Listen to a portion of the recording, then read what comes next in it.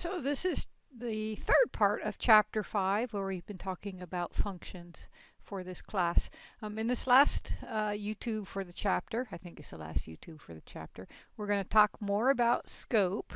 Remember, that's where the variables are valid when they exist in your program, and more about storing of our variables. In other words, the storage class of the variables, and then we'll talk about the topic of recursion, writing programs with recursion. And the picture you see here starting this YouTube is a recursive type picture, because it's a picture within a picture and a within a picture within a picture. And so that has some similarities to what a recursion program will do. So let's talk. Section 512 talks about storage classes and what that means. But before I say what that means, I'm going to go back a little bit. So I have a variable that's been declared here, int count equals 0. And this variable has attributes. Attributes are, I want to say they're like properties, but they're attributes. Yeah, like properties. And the attributes of this variable count are its name, which is count, its type, it's an int, its value, which is a 0, and its size, how many bytes of memory does it take. And even though you don't see it explicitly there, we can ask what the size of it was with a command such as this, size of count, and the answer you will get depends on your computer. Mine gave me the answer of 4, so it was most often 4 bytes on a 32-bit system, but I thought my computer was a 64-bit system. Okay, well, anyway, or you'll get 8 bytes on 64-bit system. So this variable count also has an attribute of its size, or how many bytes in memory it's using. But another aspect of our variable is not how it's stored, but what privileges this piece of information has within the program. So we call that its storage class. And they can be 4 different terms: auto, register, extern, and static, although register is old-fashioned and should not be used. Currently, all of the variables that we are declaring are a storage class of auto. And auto is nice because it says that the variable is created where they are declared and destroyed when the program execution leaves the block in which they are declared. And a block is something within curly brackets. So if you declare a variable in your main program, it is only valid within that within those curly braces of the main program. Same with declaring a variable within a function. So the other storage class that we're going to look at right now is static, and extern we'll look at later, but in a later chapter. But we're going to look at static, and static is used to retain the information, i.e. what the value of that variable is, from one function call to the next. And so also recall, as we're having this discussion, that the identifier, remember count is an identifier, the identifier scope, that is where the identifier can be referenced in a program. I already just let you know that with our variables with storage class auto, they can be referenced within the program within its particular block or within the curly braces. So let's do an example. I have a program here that's an example. It's a weird program, but it illustrates the difference between declaring a variable as auto or declaring a variable as static. Now, auto is automatically, you don't have to explicitly type it in. So when I say declare a variable int I, it's automatically auto int I. But I could have written, here I'll go and show you, I have that program up. I could have written here auto int I, and it would have been just fine. I mean, so auto you don't have to type in, but if you wanted to be explicit, you can type it in. So anyway, so let's look at what this program is doing. So I have 2 function prototypes declared, so I'm going to have 2 functions that the main program can call. One is called test not static, and the other one is test static. Here's my main function. Main function, all it does is call not static and test static 5 times, and we'll see what the results are. So down below here are my function definitions. Remember, a function must always have a line comment before it describing what the function does. In this case, one case I have an automatic variable, and in the other case I have a static variable. So in my not static or my automatic variable, I initialize count, and then I increment count and print its value. In my other function called test static, so it has a static variable, I initialize count, but I've initialized count and called it a static variable, static int count. And then I go and increment count and print out its result. And there's a comment here that I'm going to show you in a moment when I show you the results, because the results could be a little bit surprising. So here I've run my program. My program was called static, and you will see that in the non-static variable, count every single time gives you the value of 1. But in the variable that was declared static, these are two different counts, keep in mind. So count inside of one function is not the same as count inside the other function. I could have called them different names. I can call them the same names, but they are different variables. So when I declared it static, count is actually incrementing here. So looking back at the program, this value of count, the value of count that's associated with this function, is being incremented. And then output every single time. And it's sort of like this initialization is now being ignored. And that's exactly what happens. When you declare a variable static and you initialize it, it's initialized only once, and the compiler knows that, and this initialization is not ever done again. So that's one of the properties of it being a static variable. But what happens every time I go over here and I make a function call to test static, it remembered what the value of count was, and it went ahead and incremented it. So I got count equals 1, 2, 3, 4, 5.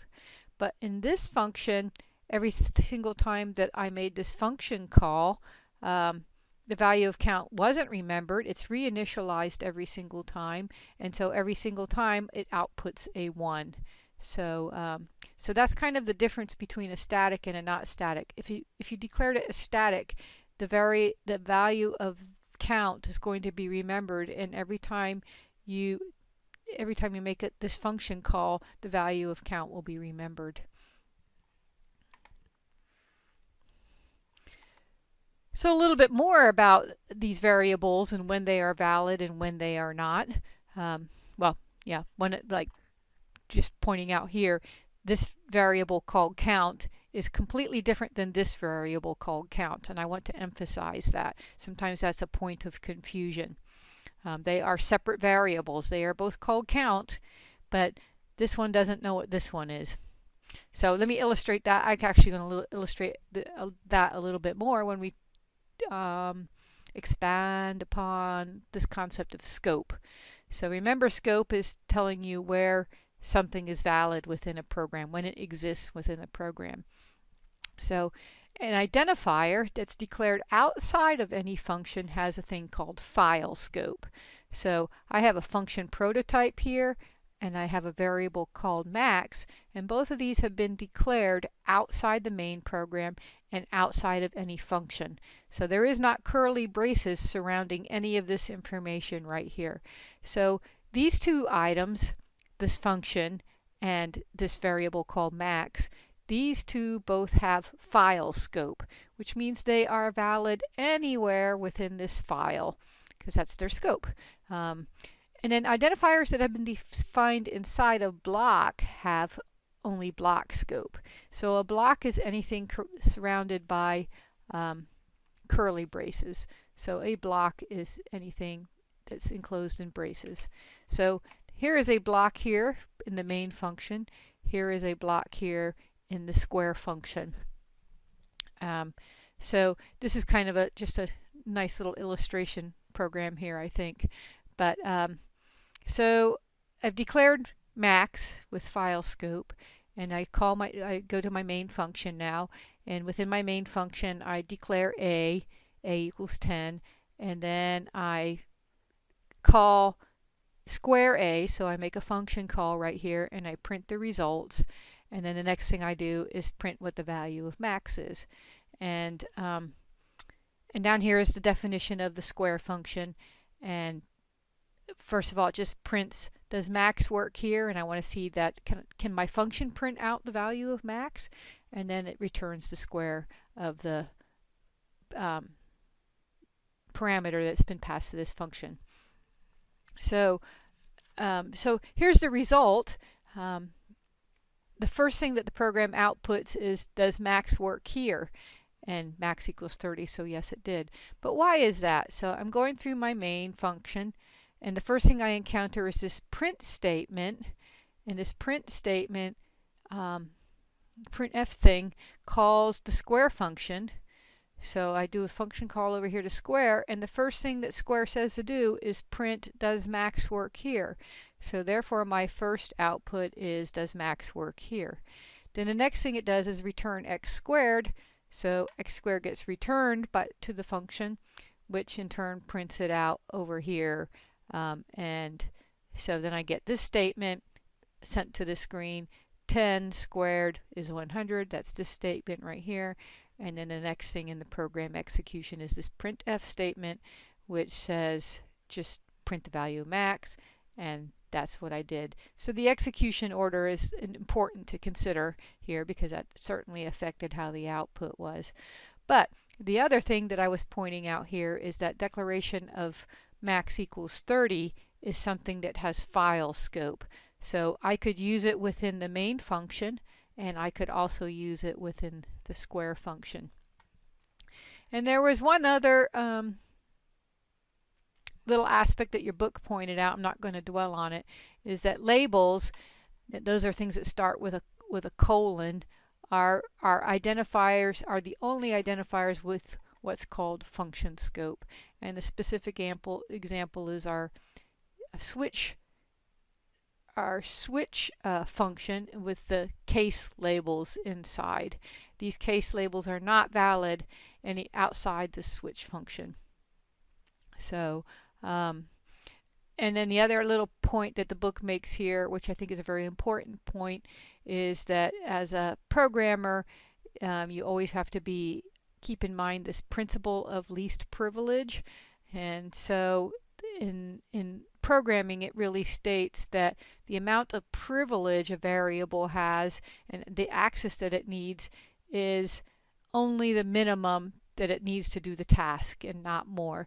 So if you declare a variable inside of a function, it's not valid outside of the function. That's basically what that principle means.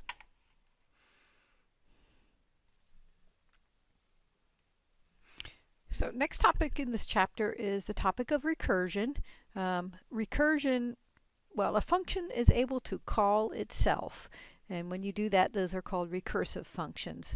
It is a topic that advanced computer science classes spend a lot of time in. Problems that are recursive tend to be complex programming problems, and almost always they can be done non-recursively, meaning iteratively, but it's usually very messy to do it that way.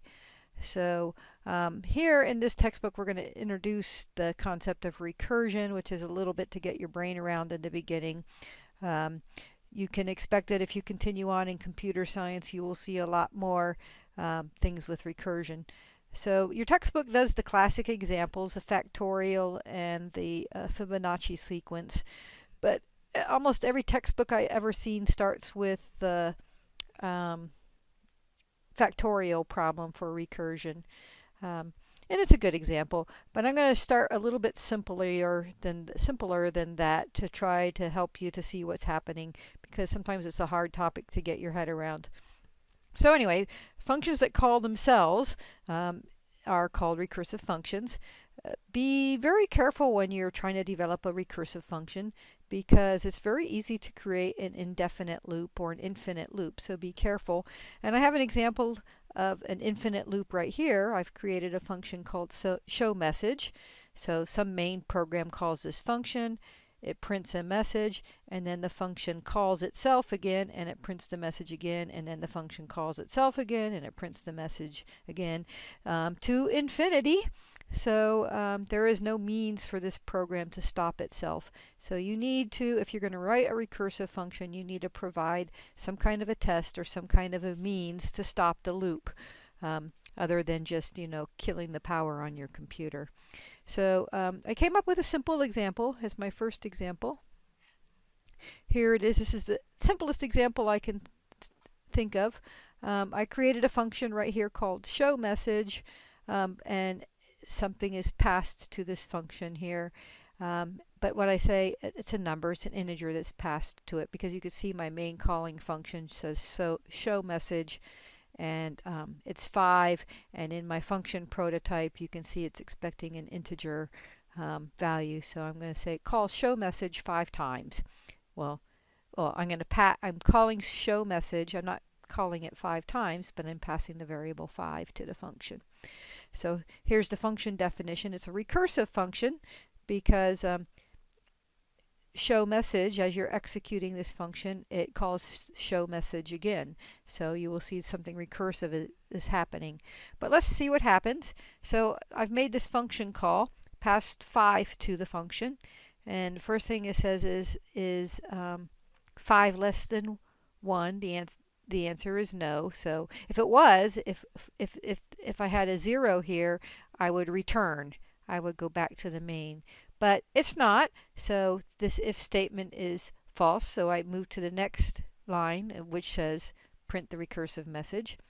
And then my next line is calling the function again. So I am going to call show message again, but this time I'm going to call it with 4.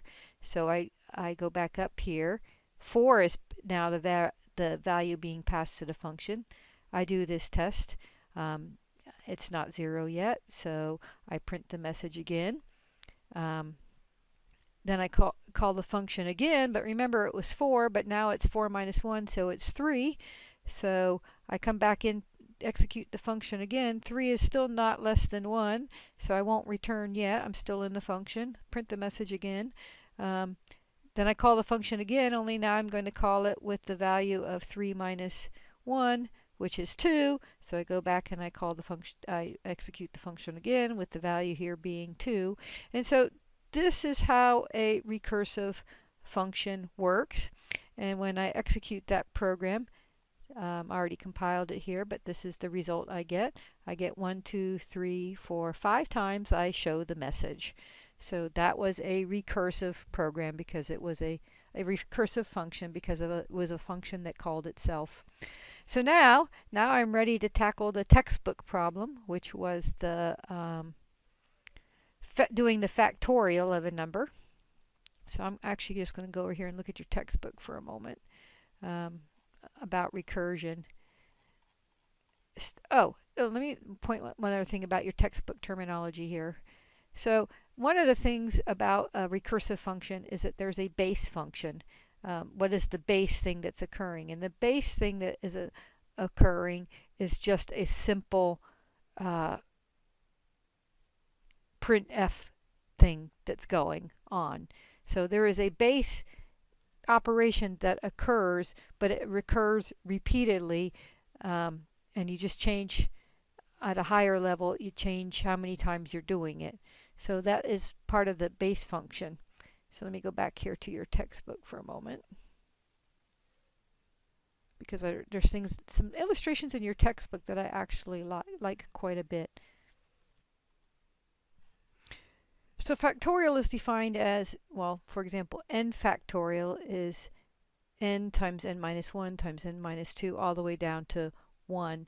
So 5 factorial is 5 times 4 times 3 times 2 times 1, right? So that's the definition of factorial, and so it turns out that product is equal to 120. So You can do a factorial of any number greater than 0, and you can do it you can find a factorial of it iteratively. So this is how, if you were just to use a for loop, how you would do it. So, factorial is not that big of a deal, but we want to use it as an example for how you do something recursively. But the recursive definition of doing the factorial function, how would you develop it, is you have to first recognize that n factorial is n times n minus 1 factorial. Really? Right? Because 5 factorial is clearly equal to 5 times 4 factorial. And then it's illustrated here, because 5 factorial is 5 times 4 times 3 times 2 is 1, or 5 factorial is 5 times 4 factorial. So that's the key to recognizing how you would develop the recursive function. So and you would finally get down to the base case of 1 factorial, which is just 1.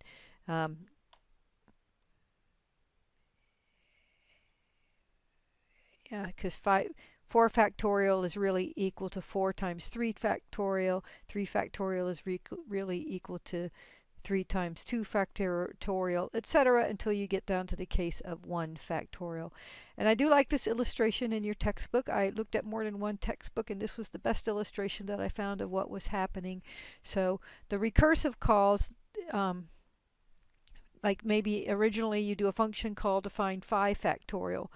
And so it goes through the loop and it says, well, 5 is 4 factorial, but there's a function call here, so 4 factorial is really 4 times 3 factorial, but there's another function call within the loop, so 3 factorial is really 3 times 2 factorial, etc. And that's how it recursively would evaluate, evaluate finding a factorial of something. The other thing about the example problem in your textbook, and I'll pull it up in Notepad in a moment and run it, but the use of declaring unsigned long int as the return type for this is the function prototype right here. This is the return type for the function factorial, which you would just pass an unsigned int into, right? So you're just going to give it an int, find 5 factorial. It's unsigned int. That's what the argument is over here. But the return value is unsigned long int. And that's because that gives you the most number of bits for returning an integer value. And factorial numbers get big very quickly, so you want to allow for the longest possible number, the biggest number possible as a return value. And even if you make it an unsigned long int, the biggest number you can probably find a factorial for is 21 factorial, but I think it's still machine dependent, but this is what your textbook said. The biggest number you could do was 21 factorial. So here's the main program right here. And the purpose of this program was to find the values, print a table of factorial values, 1 factorial, 2 factorial, 3 factorial, and what they evaluate to. So that's why there's a for loop right here, but each time the for loop calls the factorial function and it returns the value of whatever factorial and prints it out. So here's actually the recursive function that's developed. Remember, we already looked at the function prototype. So if the number is less than or equal to 1, you get out of the loop. Here is your way to get out of the loop. Else, you're going to do a recursive function. Else, you're going to return the number times, call the function again, factorial times number, a factorial evaluated at number minus 1. So it's sort of similar to my little print message or show message recursive function that I've developed, only this time you're passing in some numbers here.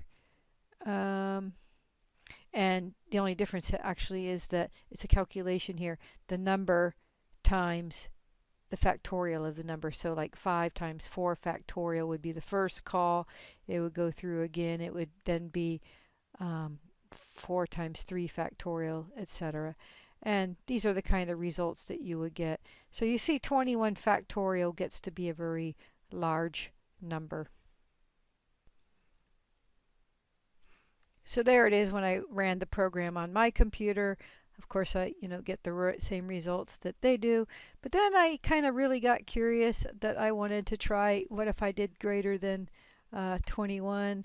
So I am actually going to see what happens if I try to do greater than 21 factorial on my computer.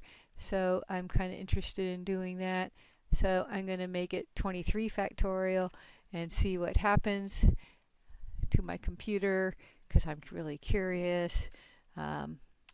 Recompile, run the program. So, oh, look here, I am having some trouble. Looks like I got 22 factorial. Is it accurate or not? I don't know. But 23 factorial actually didn't work. It looks like it's, I don't know, truncated or something. So that's kind of interesting. So there, a very valid point brought out in your textbook, which I will bring it out to here also, is that even though we used unsigned long int, we still can't calculate factorials beyond 21 factorial. So this is a weakness in the C programming language and most procedural or sequential languages like we're using, namely that the language is not easily extended to handle these special requirements like making very large numbers of this particular application. But in C++, that's called an extensible language, and you can create classes that allow us to make new data types, something that's not just an int. And then you could hold arbitrarily large integers if we wish. So we'll expose a little to C++ towards the end of this semester, but just letting you know that there are ways to handle very large factorial numbers, but not in the C programming language, not easily anyway. So common programming areas: forgetting to return a value when one is needed, or emitting the base case, or somewhere that you don't want to make an infinite loop. The other example in your textbook is the Fibonacci series, which is also the classic. People want to do the Fibonacci sequence when they talk about recursion formulas. Not quite as easy to see as the first one, but nevertheless it is still something that you can do recursively versus iteratively. So let's go over that for a moment, and I think that concludes this chapter. This is from the Math is Fun website that explains the Fibonacci sequence. So this is the numbers, 0, 1, 1, 2, 3, 5. But this is how the numbers are made. So 0 and 1 make plus 1 makes 1. 1 plus 1 makes 2. 2 plus 3 makes 5. 3 plus 5 is 8. 5 plus 8 is 13. 8 plus 13 is 21, etc. So that's what the Fibonacci sequence is, or that's how it's found anyway. So I hopefully you can imagine something recursively at some point here. One of the neat things is that using those numbers 1, 1, 2, 3, 5, 8, 13, if you draw these squares and you place them together, and then you can draw a spiral between all of the intersections of the squares, so forth, intersection, and you get this pretty little spiral. And it turns out that seashells that are in a spiral like this have these same ratios. So it's often called a golden ratio. So it can be written as a rule in sequences and series. So here are the first numbers, and then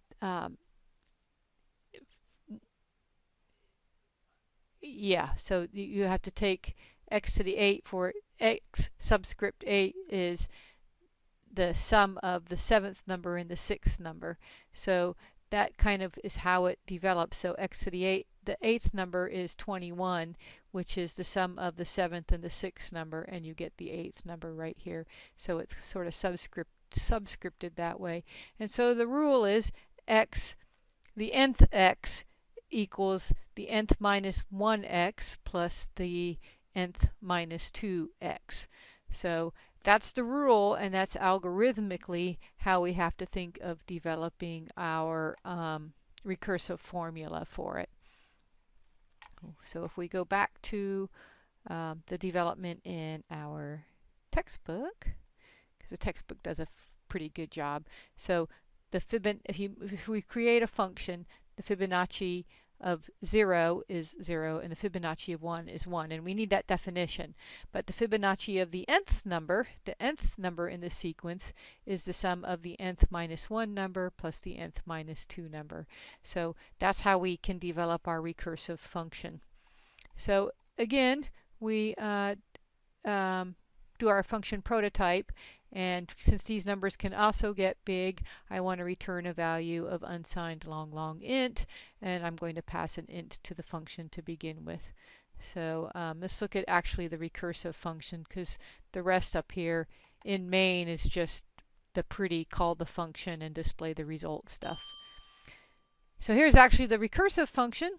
So how do you get out of this recursive loop? Basically, if we have, so we want to find the nth one, if n equals 0, or, this is an or, if n is 1, then we're going to return.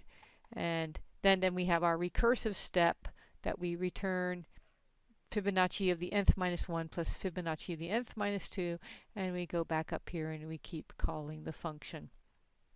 So this is what we call the base case. This is the thing that terminates the program if n is 0 or n is 1. Then you get out of the loop. So it works nice. The main thing is thinking about, here's some examples of what the results look like. The main thing is thinking about what's happening. You have to recognize that the function is calling itself, and that's what makes it a recursive function. 516 is kind of a summary of recursion versus iteration. It's stuff to consider.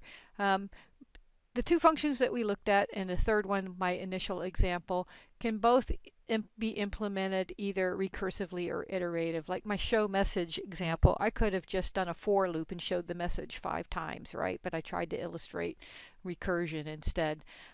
So why would you choose one or the other over a particular situation? Especially since both of these can be made to an infinite loop. Both of these can consume considerable memory. So that, you know, in many ways they behave exactly the same. Both of them repeatedly invoke some function of function calls. So there are pros and cons. And recursion has many negatives, actually. So recursion can use a lot of memory, and iteration usually is more controlled. So why would you choose recursion over iteration? Because both can be solved many problems can be solved either way. And this is the best reason right here. The recursive approach is normally chosen in preference to an iterative approach when the recursive approach more naturally mirrors the problem and results in a program that's easier to understand and debug. Because sometimes when you want to do something iteratively, it can be very difficult to implement in certain circumstances. So the solution of an iterative solution may not always be readily apparent. And that's the main thing. But anyway, recursion will occur again and again if you are going into a programming world. And if you are really into programming, the performance of your programs become really, really important.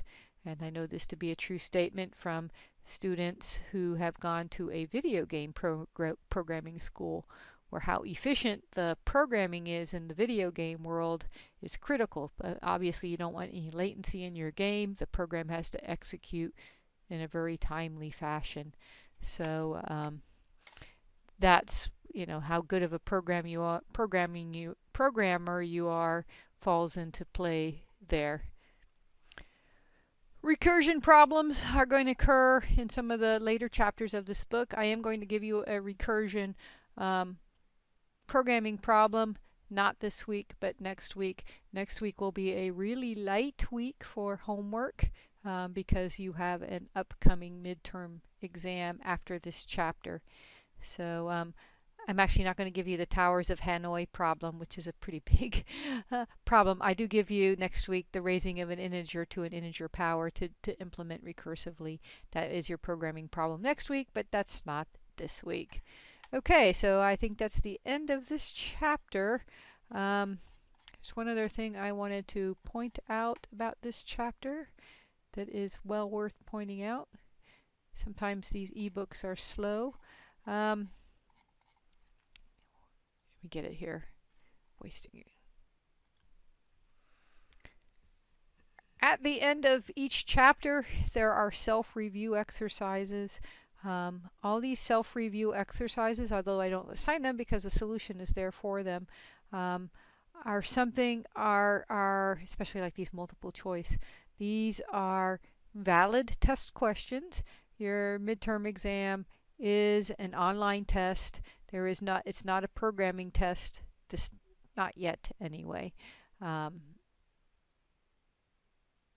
Wait, so partly is a multiple choice and then partly is a programming problem. Never mind, scratch that.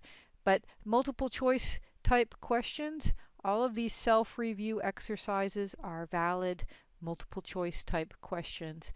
So that is a good place to begin studying when you start studying maybe next week for your midterm exam.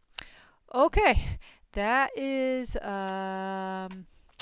all for this chapter. Bye now. Okay.